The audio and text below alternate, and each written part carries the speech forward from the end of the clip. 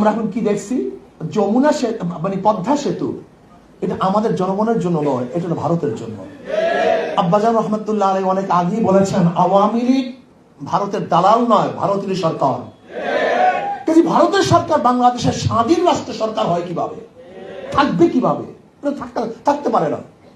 আজকে আওয়ামী লীগ সরকার লজ্জাহীন ভাবে নিজের বাংলাদেশের জন্য কোনো স্বার্থ আদায় করতে পারে না, বরং সমস্ত স্বার্থ জলাঞ্জলি দেয়।